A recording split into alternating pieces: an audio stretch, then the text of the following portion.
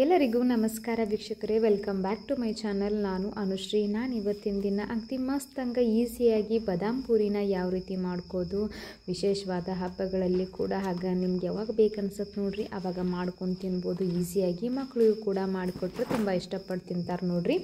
So ಮತ್ತೆ ತಡ ಮಾಡ್ತೀರಿ, ಯಾರೆಲ್ಲ ನೀವು ನಮ್ಮ ಚಾನಲ್ನ ಸಬ್ಸ್ಕ್ರೈಬ್ ಮಾಡ್ಕೊಂಡಿಲ್ಲ ಪ್ಲೀಸ್ ದಯವಿಟ್ಟು ಸಬ್ಸ್ಕ್ರೈಬ್ ಮಾಡ್ಕೊಳ್ರಿ. ಹಂಗೆ ಒಂದು ಬೆಲ್ ಬಟನ್ ಮೇಲೆ ಕ್ಲಿಕ್ ಮಾಡಿ ಒಂದು ಲೈಕ್ ಮಾಡಿರಿ.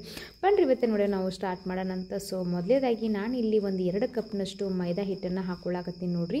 ಸೊ ಮೈದಾ ಹಿಟ್ಟು ಬೇಡ ಅಂತನೋರಾಗಿದ್ದರೆ ಗೋಧಿ ಹಿಟ್ಟಿನಿಂದನೂ ಮಾಡ್ಕೋಬೋದು, ಬಟ್ ಮೈದಾ ಹಿಟ್ಟಿಂದ ಮಾಡೋದ್ರಿಂದ ಚೆನ್ನಾಗಿ ಅನಿಸುತ್ತೆ. ಸ್ವಲ್ಪ 6 ಚಿಟಿಕೆಯಷ್ಟು ಉಪ್ಪು, ಹಾಗೆ 1 ಚಿಟಿಕೆಯಷ್ಟು ಸೋಡಾನ ಹಾಕೊಳ್ಳಾಕತ್ತೀನಿ. ಕಲರಿಗೆ ನಾನಿಲ್ಲಿ 1 ಚಮಚದಷ್ಟು ಅರಿಶಿನ ಪುಡಿ ಹಾಕೊಳ್ಳಾಕತ್ತೀನಿ ನೋಡ್ರಿ. ಸೊ ಅರಿಶಿನ ಹಾಕ್ಕೊಂಡು ಮಾಡ್ಕೋದ್ರಿಂದ ಕಲರು ಚೆನ್ನಾಗಿ ಬರುತ್ತೆ, ಹಾಗೆ ಕೂಡ ಆರೋಗ್ಯಕ್ಕೂ ಒಳ್ಳೆಯದು. ಮತ್ತು ನಿಮಗೆ ಅರಿಶಿನ ಹಾಕಿದ್ರೆ ಟೇಸ್ಟ್ ಅಂತ ಏನು ಗೊತ್ತಾಗಂಗಿಲ್ಲ ನೋಡ್ರಿ. ಇವಾಗ ನಾನು ಒಂದು ಅರ್ಧ ಕಪ್ನಷ್ಟು ನಾನು ಎಣ್ಣೆನ ಚಂದಾಗ ಬಿಸಿ ಮಾಡಿ ಹಾಕ್ಕೊಂಡು ಸ್ಪೂನಿಂದ ಸ್ವಲ್ಪ ಚಂದಾಗ ಮಿಕ್ಸ್ ಮಾಡ್ಕೊಳ್ಳೋಣ ಅಂತ. ಬಿಸಿ ಇರುತ್ತಲ್ಲ, ಸೊ ಎಣ್ಣೆ ಹಾಗಾಗಿ ಸ್ವಲ್ಪ ನೀವು ನಿಧಾನಕ್ಕೆ ನೀವು ಕಲಿಸ್ಕೊಳ್ಬೇಕಾಗತ್ತೆ ನೋಡ್ರಿ. ಸೊ ನೋಡಿದ್ರಲ್ಲ, ಎಣ್ಣೆ ಬದಲಿದಾಗಿ ನೀವು ತುಪ್ಪನೂ ಕೂಡ ಹಾಕ್ಕೋಬೋದು. ತುಪ್ಪದಿಂದನೂ ಮಾಡ್ಕೋದ್ರಿಂದ ಇನ್ನೂ ತುಂಬ ಚೆನ್ನಾಗಿ ಅನಿಸುತ್ತೆ. ಇವಾಗ ನಾನು 1 ಕಪ್ನ ನೀರು ತೊಗೊಂಡ್ಬಿಟ್ಟು ಸ್ವಲ್ಪ ನೀರು ಹಾಕ್ಕೊಂಡು ಈ ರೀತಿ ನಾನು ಹಿಟ್ಟನ್ನು ಕಲಿಸ್ಕೊಳ್ಳಾಕತ್ತೀನಿ ನೋಡ್ರಿ. ಚಪಾತಿ ಹಿಟ್ಟಿನ ಹದಕ್ಕೆ ಸ್ವಲ್ಪ ಸಾಫ್ಟಾಗಿ ಹಾಗೆ ಸ್ವಲ್ಪ ಗಟ್ಟಿಯಾಗಿ ನಾವು ನಾದ್ಕೊಂಡ್ವಿ ಅಂತಂದ್ರೆ ನಮಗೆ ಪೂರಿ ಮಾಡ್ಕೊಳ್ಳೋಕೆ ತುಂಬ ಚೆನ್ನಾಗಿ ಬರುತ್ತೆ ನೋಡ್ರಿ. ಸೊ ನೋಡಕತ್ತಿರಲ್ಲ, ಈ ರೀತಿ ನಾನು ಇಷ್ಟು ಗಟ್ಟಿ ಹದದೊಳಗೆ ನಾನು ಕಲಸಿ ಇಟ್ಕೊಳ್ಳಾಕತ್ತೀನಿ ಹಿಟ್ಟನ್ನು. ಈ ಹಿಟ್ಟನ್ನು ನಾದ್ಕೊಂಡು ಒಂದು ಅರ್ಧ ಗಂಟೆಯಷ್ಟು ನಾವು ನೆನೆ ಹಾಕಿಬಿಟ್ವಿ ಅಂತಂದ್ರೆ ತುಂಬ ಚೆನ್ನಾಗಿ ಬರ್ತಾವು. ಪೂರಿ ಕೂಡ ತುಂಬ ಚೆನ್ನಾಗಿ ಉಬ್ಕೊಂಡು ಬರ್ತಾವೆ ನೋಡ್ರಿ. ಪ್ರತಿಯೊಂದು ಪೂರಿ ಮೇಲೂ ಕೂಡ ಉಬ್ಕೊಂಡು ಗುಳ್ಳೆಗಳಾಗಿ ಬರ್ತಾವೆ. ಸೊ ಇವಾಗ ಅದನ್ನು ನೆನೆಯಾಕೆ ಬಿಟ್ಟಿನಂತ ಈ ಕಡೆ ನಾನು ಸಕ್ಕರೆ ಪಾಕನ ಮಾಡ್ಕೊಳ್ಬೇಕಲ್ಲ. ಸೊ ಹಂಗೆ ನಾನು ಇಲ್ಲಿ 1.5 ಕಪ್ನಷ್ಟು ನಾನು ಸಕ್ಕರೆನ ಹಾಕ್ಕೊಳ್ಳಾಕತ್ತೀನಿ ಒಂದು ಬಾಳ್ಗೆಗೆ. ಹಾಕ್ಕೊಂಡ್ಬಿಟ್ಟು 1 ಕಪ್ನಷ್ಟು ನಾನು ನೀರನ್ನು ಹಾಕ್ಕೊಳ್ಳಾಕತ್ತೀನಿ ನೋಡ್ರಿ. ಸೊ ಪಾಕ ಬರಬೇಕಲ್ಲ, ಸೊ ಹಾಗಾಗಿ ಈ ಪಾಕ ತಗೊಳ್ಳೋಕೆ ಒಂದೆಳೆ ಪಾಕ ಬಂದ್ರೆ ಸಾಕಾಗತ್ತೆ ನೋಡ್ರಿ. ಹಿಂಗೆ ಒಂದೆಳೆ ಪಾಕ ಬಂತಂದ್ರೆ ತುಂಬ ಭಾಳ ಗಟ್ಟಿಯಾಗಿ ಮಾಡ್ಕೊಳಕ್ಕೆ ಹೋಗ್ಬಿಡ್ರಿ. ಪಾಕನ ಒಂದು ಪಾಕ ಬಂತಂದ್ರೆ ಸಾಕಾಗತ್ತೆ ನೋಡ್ರಿ. ಇವಾಗ ಒಂದು ಸ್ಪೂನಿಂದ ಪೂರ್ತಿ ಸಕ್ಕರೆನ ಎಲ್ಲನೂ ಚಂದಾಗ ನಾವು ಕರಗಿಸ್ಕೊಳ್ಳೋಣ ಅಂತ. ಸೊ ಗ್ಯಾಸ್ನ ನೀವು ಲೋ ಫ್ಲೇಮ್ ಒಳಗೆ ಇಟ್ಕೊಂಡು ನೀವು ಪಾಕನ ಮಾಡ್ಕೊಳ್ಬೇಕಾಗತ್ತೆ ನೋಡ್ರಿ. ಸೊ ನೋಡಕತ್ತಿರಲ್ಲ, ಈ ರೀತಿ ಸ್ವಲ್ಪ ಚಂದಾಗ ಹಿಂಗೆ ಗುಳ್ಳೆಗಳೆಲ್ಲನೂ ಹಿಂಗೆ ಎದ್ದು ಬರ್ತಾ ಇರ್ಬೇಕು ನೋಡ್ರಿ, ಅಂದ್ರೆ ಪಾಕ ಬರಾಕತ್ತೈತೆ ಅಂತರ್ಥ. ಸೊ ನೋಡಕತ್ತಿರಲ್ಲ, ಇವಾಗ ಹಿಂಗೆ ಪಾಕನ ಹಿಂಗೆ ಒಂದೆಳೆ ಪಾಕ ತೊಗೊಳಕತ್ತೀನಿ. ಸೊ ನೋಡಿದ್ರಲ್ಲ, ಈ ರೀತಿ ಈ ಹದದೊಳಗೆ ಇದ್ರೆ ಸಾಕಾಗತ್ತೆ ನೋಡ್ರಿ. ಇವಾಗ ಲಾಸ್ಟಿಗೆ ನಾನು 1 ಚಮಚದಷ್ಟು ಏಲಕ್ಕಿ ಪುಡಿನ ಅರ್ಧ ಹಾಕ್ಕೊಳ್ಳಾಕತ್ತೀನಿ ಕುಟ್ಟಿ. ಸೊ ಇವಾಗ ಪಾಕ ರೆಡಿ ಆಗೈತಿ. ಸೊ ನೋಡಕತ್ತಿರಲ್ಲ, ಇಷ್ಟೇ ಗಟ್ಟಿಯ ಒಳಗೆ ಇದ್ರೆ ಸಾಕಾಗತ್ತೆ ನೋಡ್ರಿ ಒಂದೆಳೆ ಪಾಕ. ಇವಾಗ ಈ ಕಡೆ ಹಿಟ್ಟನ್ನು ಕೂಡ ತುಂಬ ಚೆನ್ನಾಗಿ ನೆನೆದೈತಿ. ಸೊ ಮತ್ತೆ ತಡ ಮಾಡೋಣ, ಇವಾಗ ಪೂರಿ ಮಾಡ್ಕೊಳ್ಳೋಣ ಅಂತ ಬರ್ರಿ.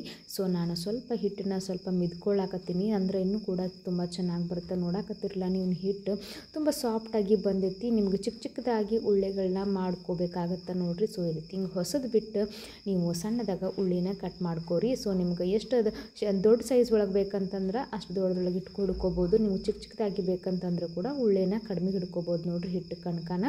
ಸೊ ನೋಡಿದ್ರಲ್ಲ, ಈ ರೀತಿ ನಾನು ಹಿಂಗೆ ಈ ರೀತಿ ಉಳ್ಳೆಗಳಾಗಿ ಮಾಡಿ ಇಟ್ಕೊಳ್ಳಾಕತ್ತೀನಿ. ಸೊ ನೋಡ್ರಿ, ಈ ರೀತಿ ನಾವು ಪ್ರತಿಯೊಂದು ಉಳ್ಳೆನೂ ಹಿಂಗೆ ಮಾಡಿ ಇಟ್ಕೊಂಡು ಸ್ವಲ್ಪ ಮಧ್ಯೆ ನಾವು ಪ್ರೆಸ್ ಮಾಡ್ಕೊಂಡ್ವಿ ಅಂತಂದ್ರೆ ಇವಾಗ ಉಳ್ಳೆಗಳು ರೆಡಿ ಆಗ್ತೈತಿ. ಲಟ್ಸಾಕು ನಿಮಗೆ ಭಾರಿ ಅನುಕೂಲ ಆಗ್ತೈತಿ ನೋಡ್ರಿ. ಸೊ ಇಷ್ಟು ಉಳ್ಳೆನ ಮಾಡಿ ಇಟ್ಕೊಂಡಿದ್ದೀನಿ. ಇವಾಗ ಮೇಲ್ಗಡೆ ಸ್ವಲ್ಪ ಹಿಟ್ಟನ್ನು ನಾನು ಹಚ್ಕೊಂಡ್ಬಿಟ್ಟು ಅದು ಮೈದಾ ಹಿಟ್ಟನ್ನು ಸ್ವಲ್ಪ ಹಚ್ಕೊಂಡು ಈ ರೀತಿ ನಾವು ರೌಂಡ್ ಶೇಪ್ ಒಳಗೆ ನಾವು ಲಟ್ಟಿಸ್ಕೊಳ್ತೀನಿ ನೋಡ್ರಿ. ಸ್ವಲ್ಪ ತೆಳ್ಳವಾಗಿ ನೀವು ಲಟ್ಟಿಸ್ಕೊಂಡ್ರಿ ಅಂತಂದ್ರೆ ತುಂಬ ಚೆನ್ನಾಗಿ ಬರುತ್ತೆ. ಜಾಸ್ತಿ ದಪ್ಪಾಗ ಲಟ್ಟಿಸ್ಕೊಳಕ್ಕೆ ಹೋಗಬೇಡ್ರಿ.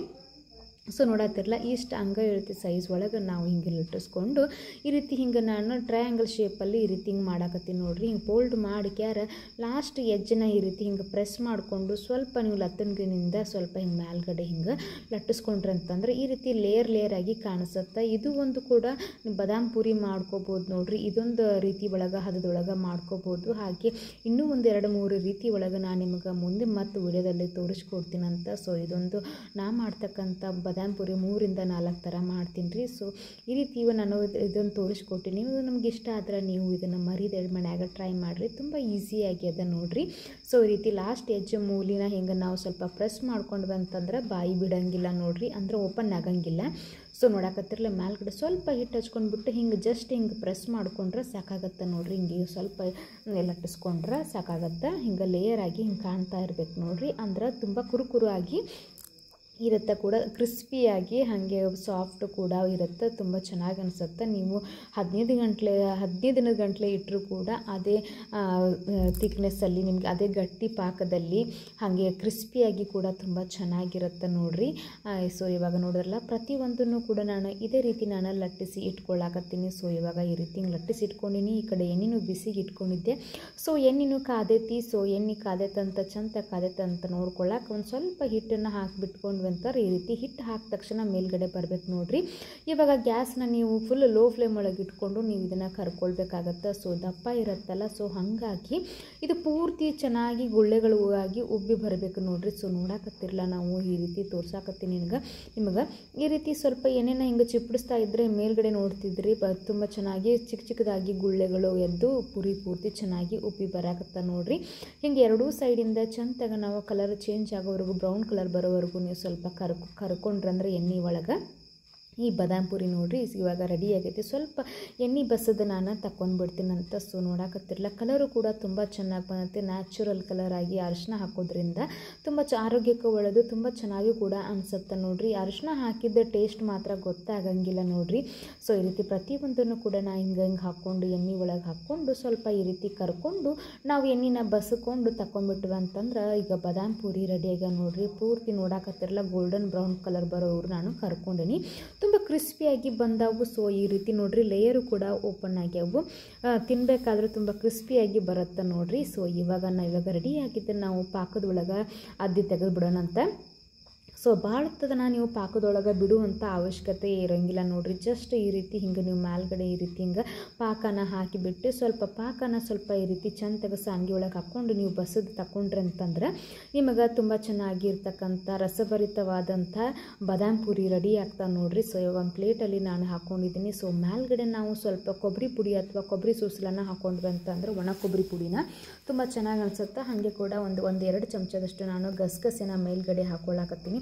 ಸೊ ಇಷ್ಟು ಹಾಕ್ಕೊಂಡು ಬಿಟ್ವಿ ಅಂತಂದ್ರೆ ಮಸ್ತಂಗೆ ಬಾದಾಮ್ ಪೂರಿ ರೆಡಿ ಆಗ್ತೈತೆ ನೋಡಿರಿ. ನೀವು ಮನೆಯಾಗ ಹಬ್ಬ ಹರಿದಿನದೊಳಗೆ ಹಾಗೆ ಕೂಡ ಮಕ್ಕಳು ಕೂಡ ಕೇಳಿದಾಗ ಮಾಡಿಕೊಡೋದ್ರಿಂದ ತುಂಬ ಖುಷಿ ಅನಿಸುತ್ತೆ. ಮನೆಯಾಗಿನ ಮಂದಿ ಮಕ್ಕಳು ಎಲ್ಲರೂ ಖುಷಿಪಟ್ಟು ತಿಂತಾರೆ ನೋಡಿರಿ. ನೋಡಕತ್ತಿರಲ್ಲ, ತುಂಬ ಕ್ರಿಸ್ಪಿಯಾಗಿ ಕೂಡ ಬಂದೈತಿ. ನಿಮಗೆ ತೋರಿಸ್ತೀನಿ ನೋಡ್ರಿ ಇಲ್ಲಿ. ಸೊ ನೋಡತ್ತಿರಲ್ಲ, ಈ ರೀತಿ ಕ್ರಿಸ್ಪಿಯಾಗಿ ತುಂಬ ಚೆನ್ನಾಗಿ ಬಂದೈತಿ ನೋಡಿರಿ, ರಸಭರಿತವಾಗಿ ಬಂದೈತಿ. ಸೊ ಮತ್ತೆ ತಡ ಮಾಡ್ತೀರಿ, ನೀವು ಇದನ್ನು ಮನ್ಯಾಗ ಟ್ರೈ ಮಾಡಿರಿ. ಹಂಗೆ ನಮ್ಮ ಚಾನಲ್ನ ಸಬ್ಸ್ಕ್ರೈಬ್ ಮಾಡ್ಕೊಳ್ರಿ. ಮತ್ತೆ ಸಿಗ್ತೀನಂತ್ರಿ. ನಮಸ್ಕಾರ ರೀ.